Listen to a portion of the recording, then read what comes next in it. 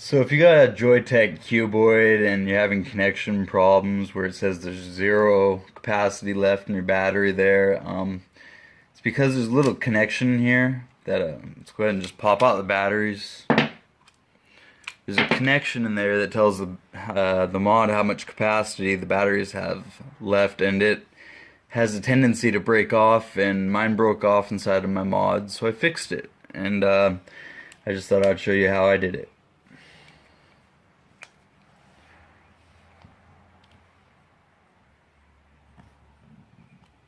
First thing you want to do is lift up on this front pane. It's not part of the screen, so you don't really have to worry. Just be careful.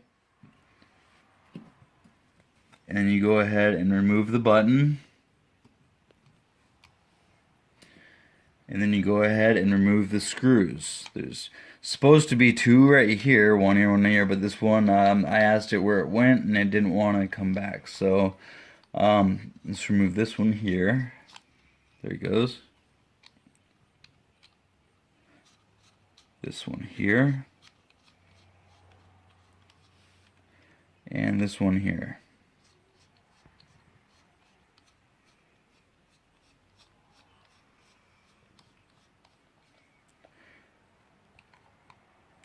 Once you have those removed, let's go ahead and once you have those removed, this hole, as long as it's unlocked in the back, this whole thing should just kind of come out. And under that right there is the button. Do not lose that, and make sure it's still got the rubber grommet on it, like that. And then we're going to go ahead and we slide this out, and there's your cuboid. See, this is just a shell. It's just a shell, an empty shell of metal, of Chinese metal, and this is Chinese electronics. And there's your screen. That's the contact that breaks loose, and that's positive, negative, obviously, and that's what we're paying for. Stop. Here comes the tricky part.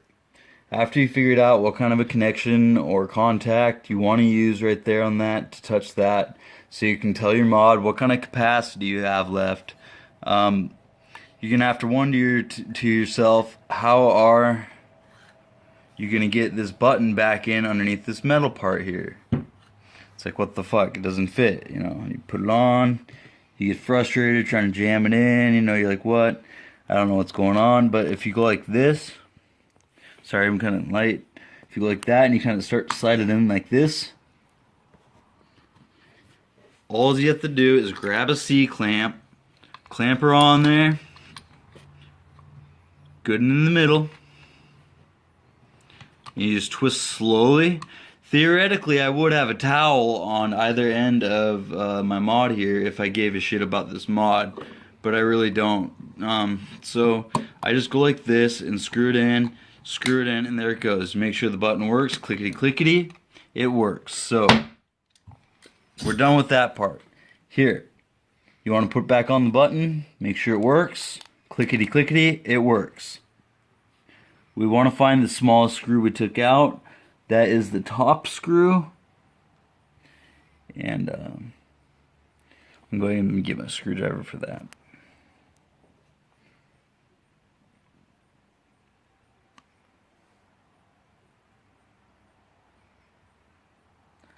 It's going to be frustrating because the Chinese don't know how to make large screws.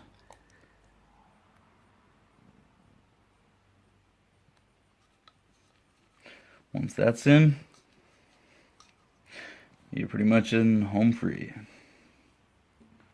Oops. And I'm kind of in the light there, I apologize. Let's go ahead and get the second one in then.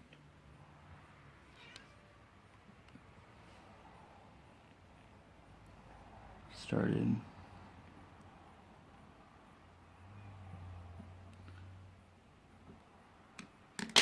Edit. That's cool. Go ahead and I'm actually just gonna hand tighten these because it's Chinese, and do I need further explanation? Once you get those tightened, make sure the front one's tight. It is. You're gonna want to put back on your buttons. As you can see, I've done this a couple times before, It is Joyetech. So you want to put back on your buttons. They're clickety clickety. Faceplate. Clickety clickety. Make sure everything clicks. We're going to go ahead and now if you're happy with your contact point there that you made, whatever you soldered on there, you can go ahead and put your batteries back in. And you can see if it makes contact, and as you close this it should come on. Remember before it had 0 displays? There. Capacity. It works. Boom. Problem solved.